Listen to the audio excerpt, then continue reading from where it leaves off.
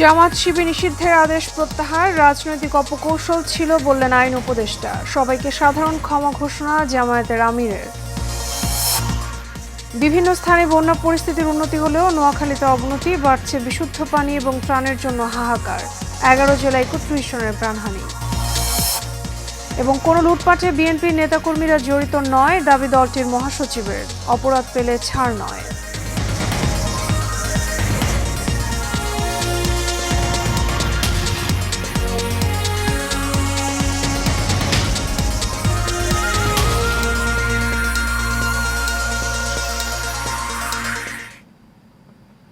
স্বাগত Asian prime নিউজে, আপনাদের সঙ্গে আছি আমি মিতা মৌসুমী।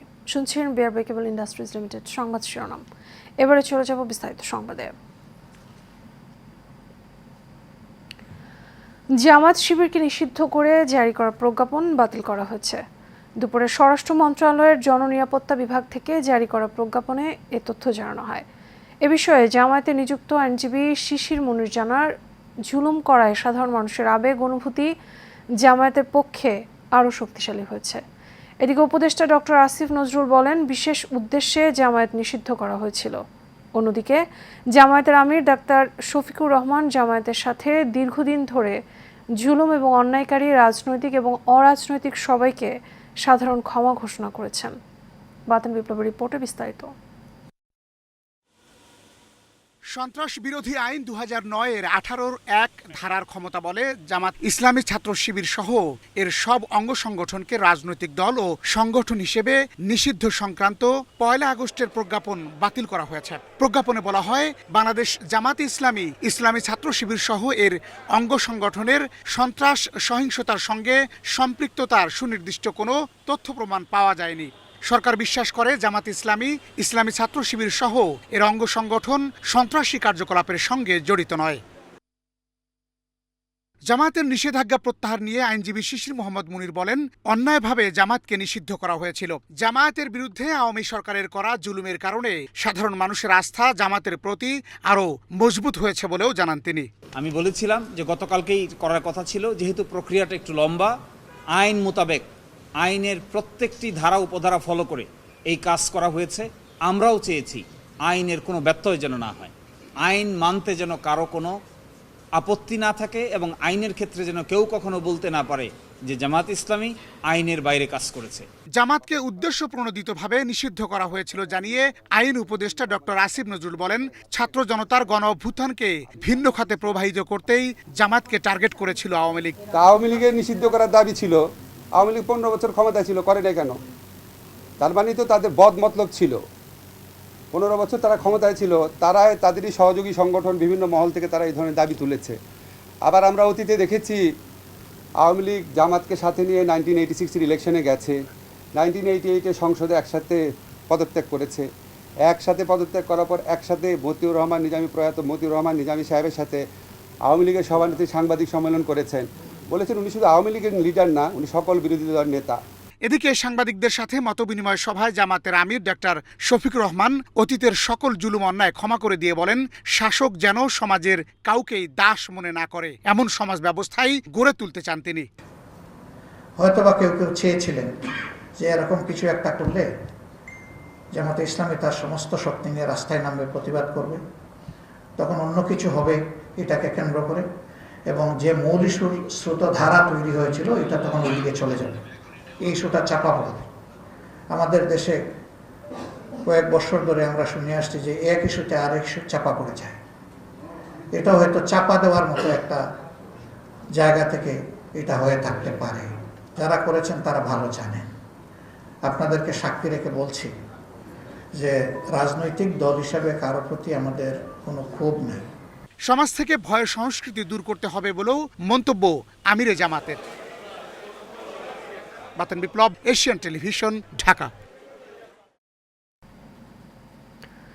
বিভিন্ন জেলায় চলমান বন্যা পরিস্থিতির কিছুটা উন্নতি হলেও নোয়াখালীর পরিস্থিতি আরও অবনতির দিকে।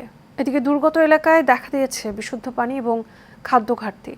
দুর্গম অঞ্চলগুলোতে প্রয়োজনের তুলনায় ত্রাণ পৌঁছাচ্ছে কম বলে দাবি করেছেন বানভাসীরা। ভয়াবহ এই বন্যায় এখন পর্যন্ত 31 জনের মৃত্যু হয়েছে বলে দাবি করেছে দুর্যোগ এবং ত্রাণ মন্ত্রণালয়। ক্ষতিগ্রস্ত এবং পানিবন্দী 58 লাখের বেশি মানুষ। বিস্তারিত রকিব মানিকের রিপোর্টে।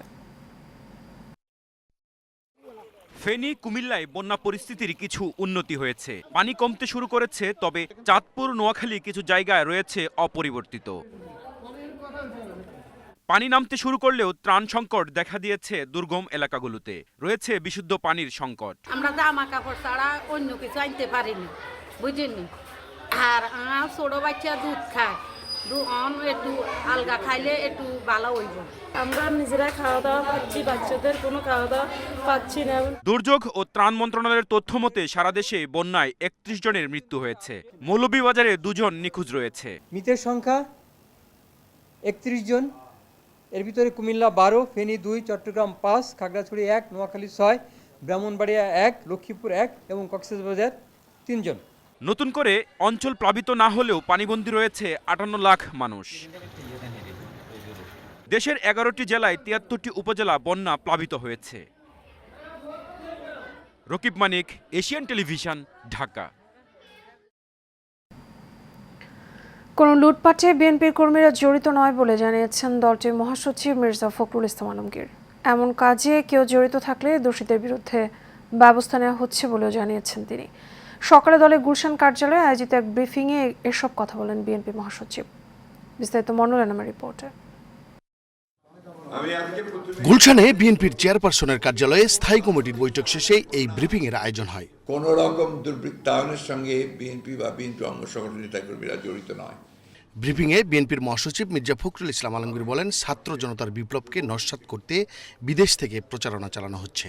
এই বিপ্লবকে ব্যর্থ করার জন্য কিন্তু একটা গভীর ষড়যন্ত্র রয়েছে, চক্রান্ত আছে। বিদেশ থেকে, বিশেষ করে পার্শ্ববর্তী বিশেষ ভারত থেকে এমন কতগুলো প্রচারণা চালানো হচ্ছে যে প্রচারণাগুলো দিকে যেন বাংলাদেশের যে বিপ্লব সেটাকে তারা নস্যাৎ করতে চায়। মির্জা ফখরুল আরও বলেন, ঢালাওভাবে মামলা দিলে বিপ্লব সুসংগত হবে না। মামলা করার আগে যাচাই করতে দলের নেতাকর্মীদের প্রতি অনুরোধও জানান তিনি। সব মামলায় কেন্দ্রীয় নেতৃবৃন্দকে আপনার জড়িত করে মামলা দেওয়া এটাই বোধহয় সমীচীন নয়। যেখানে তার সম্পৃক্ততা থাকবে শুধু সেটাই দেওয়া দরকার। এরপরে আপনার কিছু কিছু জায়গায় এমন অভিযোগ এসছে জেলা প্রশাসকের বিরুদ্ধে মামলা দিয়ে দিচ্ছে এবং সে মামলা নিচ্ছে, এটা ঠিক না। ১/১১ মতো বিএনপিকে লক্ষ্য করে অপপ্রচার চালানো হচ্ছে বলেও জানান দলটির মহাসচিব। এ বিষয়ে সবাইকে সতর্ক থাকার আহ্বানও জানান তিনি। কিছু ফেসবুক দেখলে আমরা খুব ভয় পাই।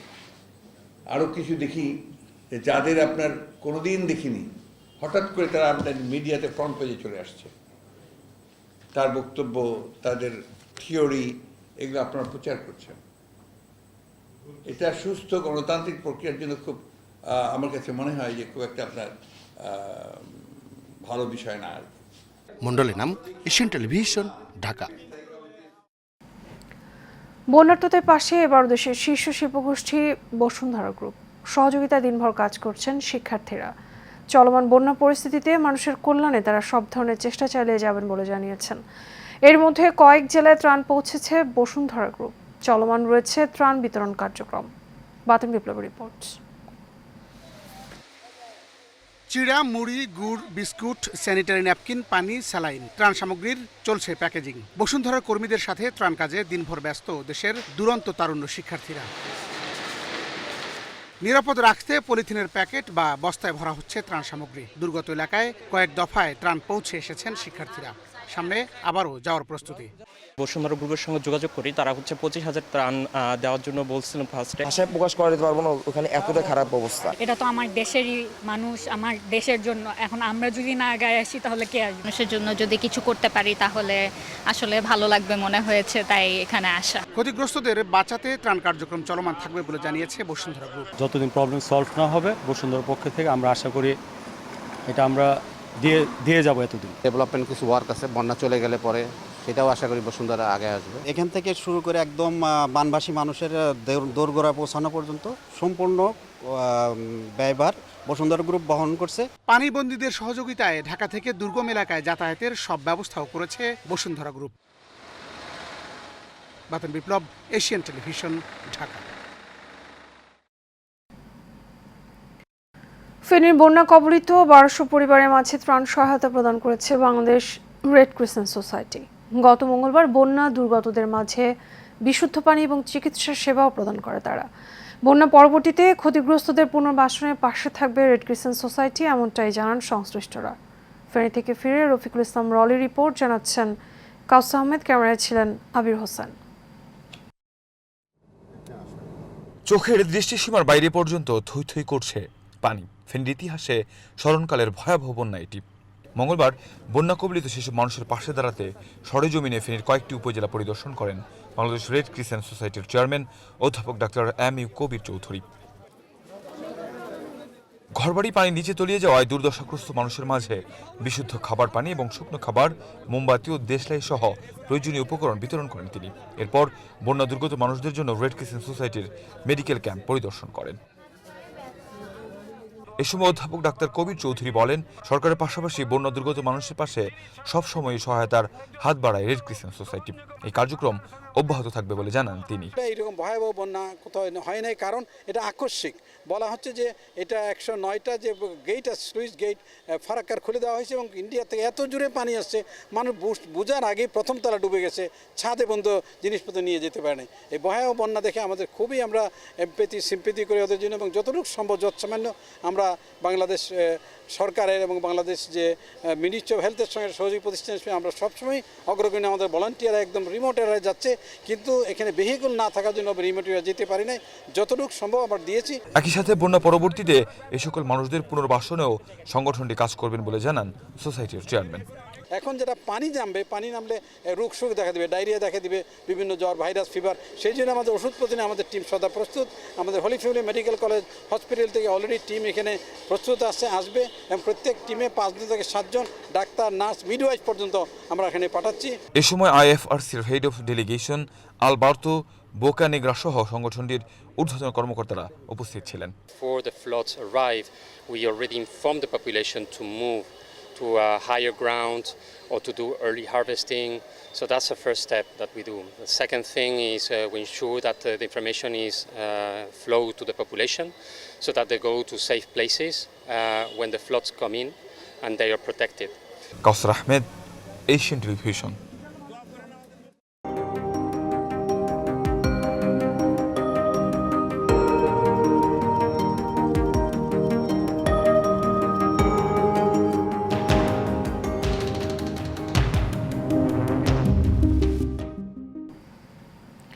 এবারে সিউডিল presents health and beauty.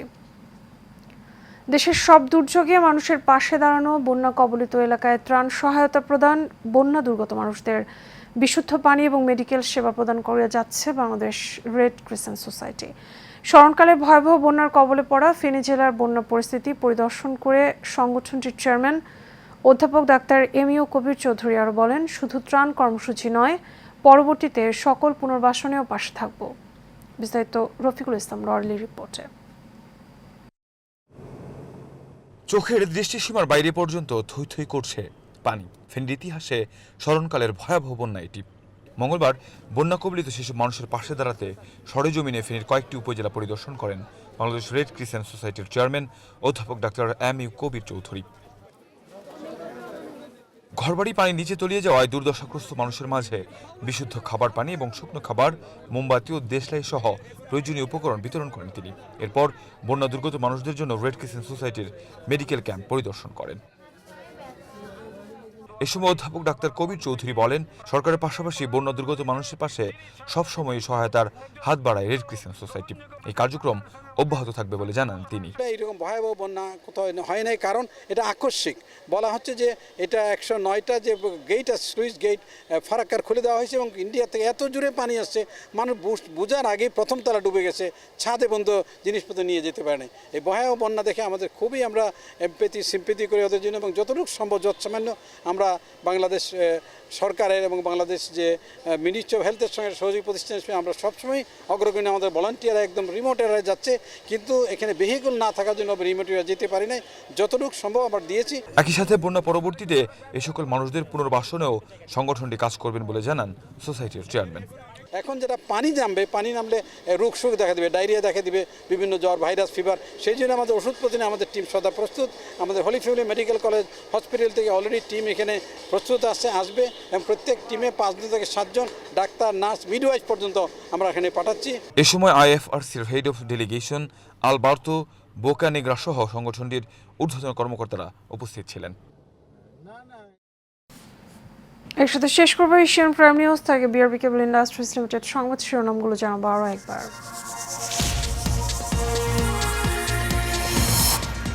Jamaat Shibir নিষিদ্ধের আদেশ প্রত্যাহার রাজনৈতিক অপকৌশল ছিল বললেন আইন উপদেষ্টা। সবাইকে সাধারণ ক্ষমা ঘোষণা জামায়াতের আমিরের। বিভিন্ন স্থানে বন্যা পরিস্থিতির উন্নতি হলেও নোয়াখালীতে অবনতি, বাড়ছে বিশুদ্ধ পানি এবং ত্রাণের জন্য হাহাকার। 11 জেলায় 31 জনের প্রাণহানি। এবং কোনো লুটপাটে বিএনপি নেতাকর্মীরা জড়িত নয়, দাবি দলটির মহাসচিবের। অপরাধ পেলে ছাড় নয়।